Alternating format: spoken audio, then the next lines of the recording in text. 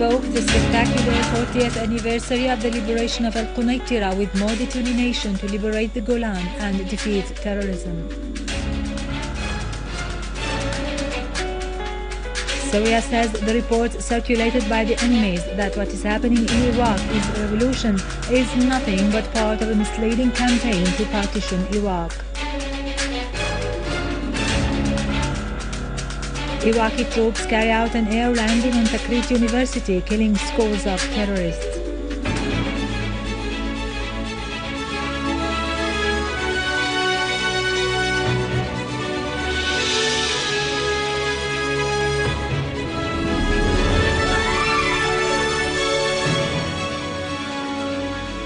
Good afternoon, ladies and gentlemen, and welcome to our news for today. On the 40th anniversary of the liberation of al-Qaeda, the people of occupied Golan proudly commemorate the occasion with an overwhelming sense of honor and dignity, looking forward at the same time to the full liberation of occupied Golan. The 26th of June 1974 was a historical day, the date when the late leader, President Hafez al-Assad, hoisted the Syrian Arab flag over the sky of Quneitra after liberating it, announcing the great victory brought about during the October War of Liberation. The Syrian people in general and the inhabitants of Quneitra Governorate and occupied Golan in particular invoke the spectacular moments of their victory over the Zionist enemy and the return of Quneitra to the lap of the homeland Syria in 1974 with increasing confidence in their country's ability to confront the conspiracies which seek to deal a blow to Syria's stand of resistance against U.S. Zionist plots in the region. Since its liberation, the city of Quneitra has remained a witness to the barbarism of the Israeli occupation forces, who, in the wake of the ceasefire announcement, deliberately destroyed mosques and churches and demolished schools and hospitals in flagrant violation of international norms and conventions. Quneitra will remain a symbol of steadfastness, survival and challenge of the Zionist occupiers, as it is today standing up against the gangs of takfir and ignorance who have been receiving support from the Israeli occupation authorities.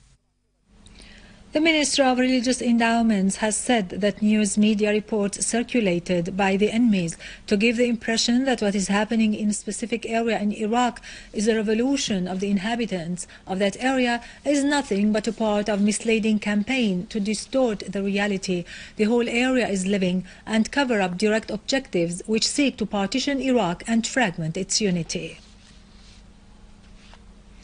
Iraqi troops have reportedly carried out an air landing operation on Tikrit University, killing scores of terrorists and confiscating their weapons. With the support of the clans, the army completely took over al-Mansouriya district east of Baqouba after clearing it of ISIL terrorists. 20 armed men were killed and a number of their vehicles were destroyed.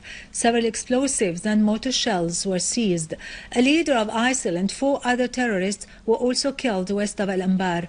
On the other hand, the Iraqi security forces have found the bodies of 28 civilians in Al-Mosul. On the political arena, the Iraqi presidency has called for a parliament session on the 1st of next July to discuss the developments in the country.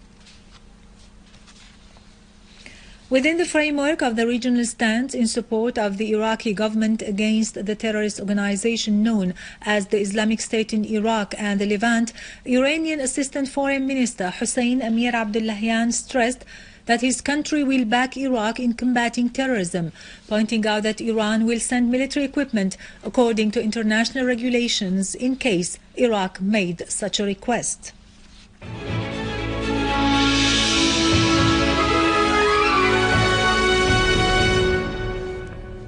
Welcome back.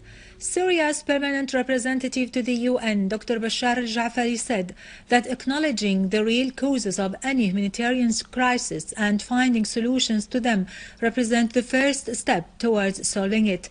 In a statement during the meetings of the Economic and Social Council session devoted to discuss the humanitarian affairs, al-Ja'fari stressed that some UN member states do not seem willing to find a solution to the crisis in Syria and that they reject to acknowledge the reasons behind its spread.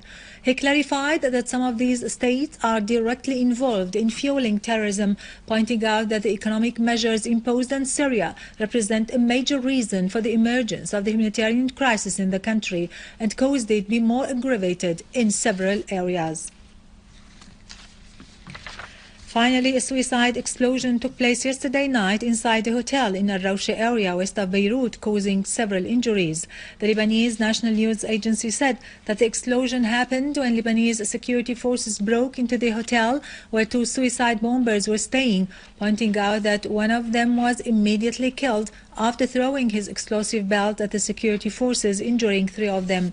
The second suicide bomber tried to escape by jumping from the balcony, but he was arrested after sustaining minor injuries.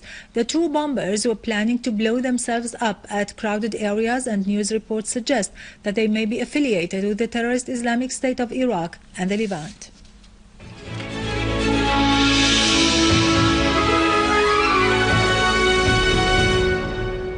Back to our local news, a large number of artists participated in the National Song Festival, which kicked off yesterday at al-Assad House for Culture and Arts in Damascus. Many musicians, singers and artists took part in the festivity. The opening ceremony started with a minute of silence in honor of Syria's martyr souls, followed by the national anthem played by the Syrian National Symphony Orchestra. The audience accompanied the participating artistic groups in chanting the anthem. A panorama of Syria's ancient and modern history was presented. Prime Minister Dr. Wael al-Halaqi said that the Syrian national song has always embodied the values we have held up throughout history, particularly at this stage Syria is passing through, during which the Syrian people have proved their love for their land, their adherence to their own habits and traditions, and their cohesion with the Syrian Arab army and homeland.